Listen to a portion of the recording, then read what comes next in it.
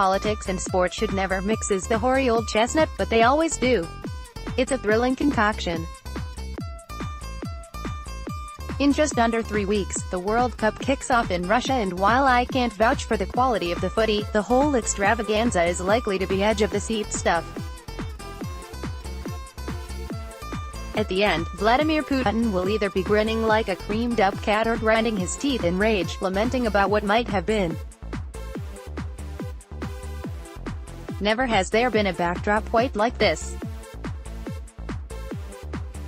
A couple of months ago there were calls, including from Alan Johnson, the former Labour Home Secretary, for England to boycott the tournament altogether.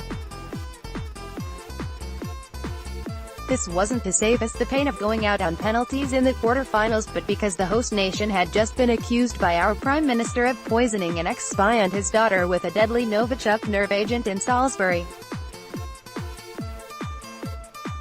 For a second or two it looked as if Putin might at least pick up the yellow card.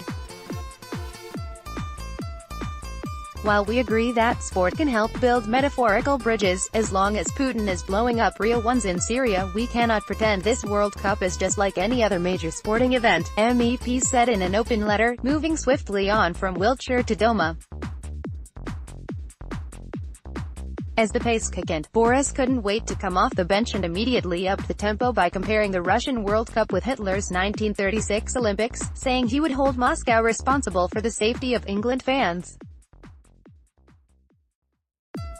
Those fans won't be getting much assistance from the consular staff in the British Embassy in Moscow. Most of them have been booted out as part of the tit-for-tat expulsions.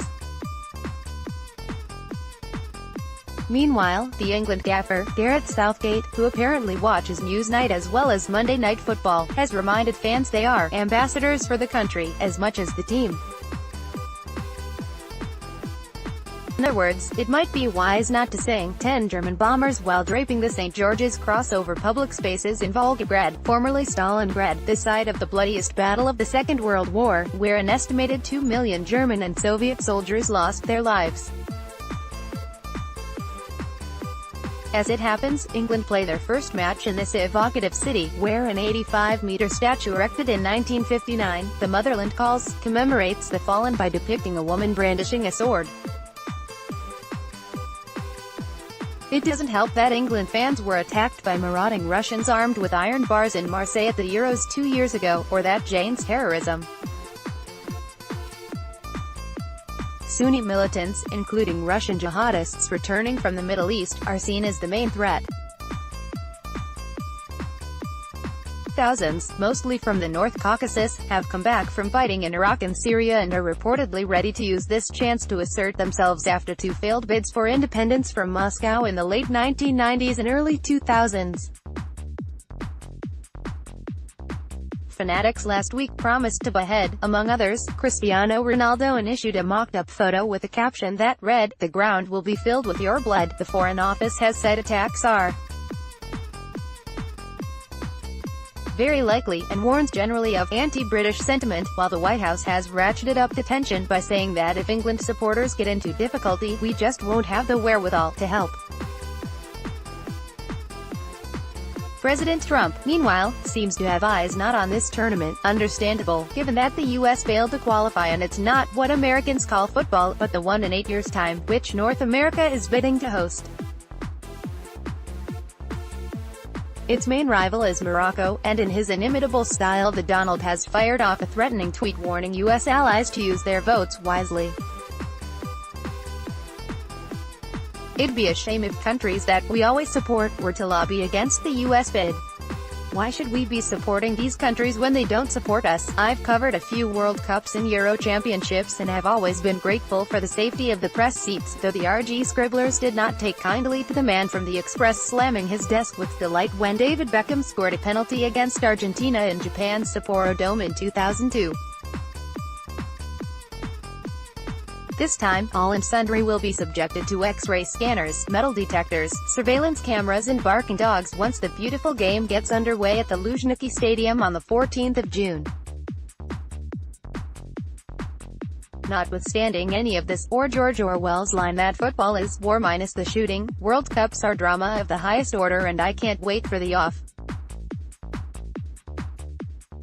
There's a strain of fanaticism in us all, and it's no bad thing to let it out every now and again as 22 men with dodgy haircuts kick a football about for 90 minutes. Never mind the international politics, London cabbies and white banners will get into the spirit with their fluttering flags, pubs will roll out the bunting, and the PM will be asked by an unknown backbencher to wish the team well as they set off in their M. The England squad is one of the youngest and most inexperienced ever sent to a major tournament. So you might assume that expectations have never been lower. Not how it works on Planet Football. In some sort of reverse logic, it's precisely because our boys are so inexperienced that they are thought to be in with a chance. We haven't reached a final since 1966, but England never goes into a World Cup without the "we can win it" hype rising to fever pitch, although we almost always field a team of second-rate hackers and crash out. This time, however, I can't help thinking we might pull it off. An against-the-odds triumph in Mother Russia in 2018 would appeal to God's sense of irony, as well as the English sporting genius. Remember, it was only thanks to a Russian linesman that we won the final against Germany in 1966. Wouldn't it be sweet, after the Novichok, if we went ahead and won Putin's World Cup?